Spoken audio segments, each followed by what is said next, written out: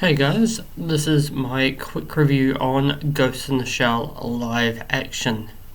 Now, considering I've just seen it, I've not had any time to write down my thoughts and opinions on this, so it's just gonna come out straight from my mouth, possibly no filter, and spoilers just in case.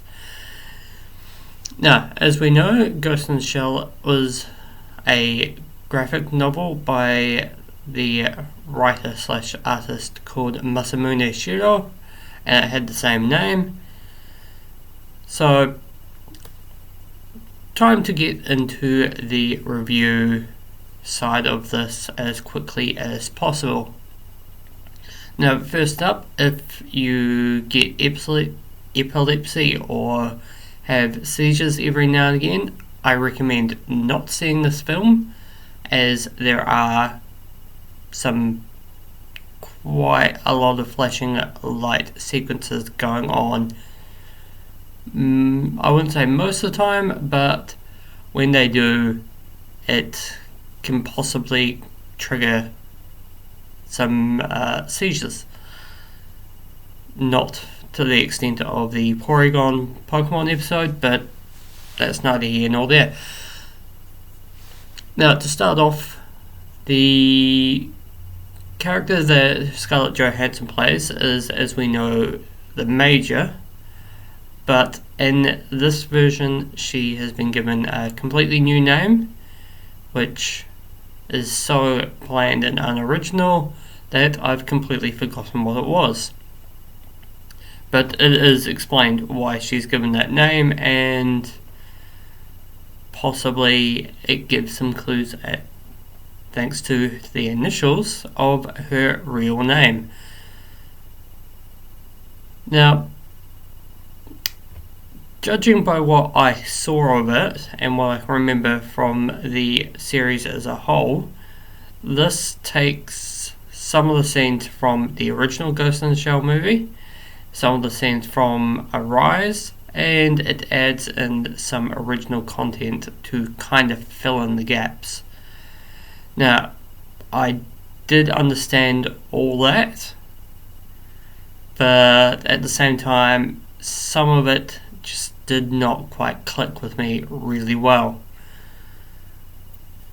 Now, one of the things that they managed to get really well was the spider tank that happens at the end of the original. It looked pretty much the same as what the animated version did, with a few tweaks in that scene which I won't spoil for you guys.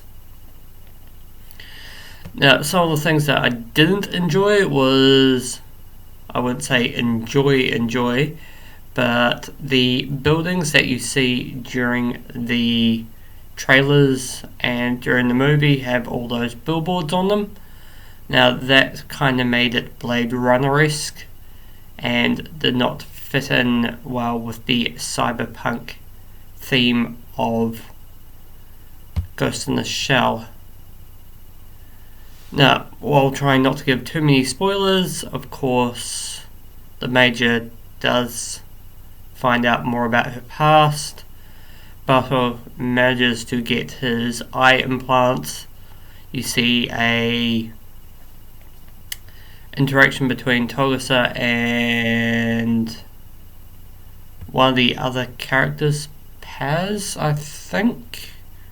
I can't remember the name of Togusa's unwillingness to get cybernetic implants, while the other guy kind of does. And what else can I say about the movie? Well, there are a few reviews already up, so most of those are about around the 6 to 7 mark. I do agree that it is around a 7.5.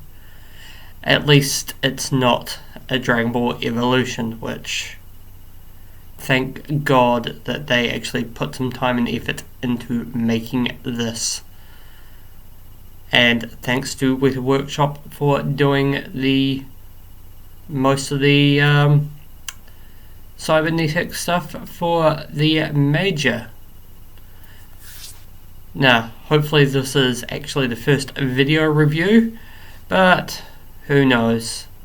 The next movie I'm hoping to review will be Guardians of the Galaxy Volume 2, so look out for that sometime next month.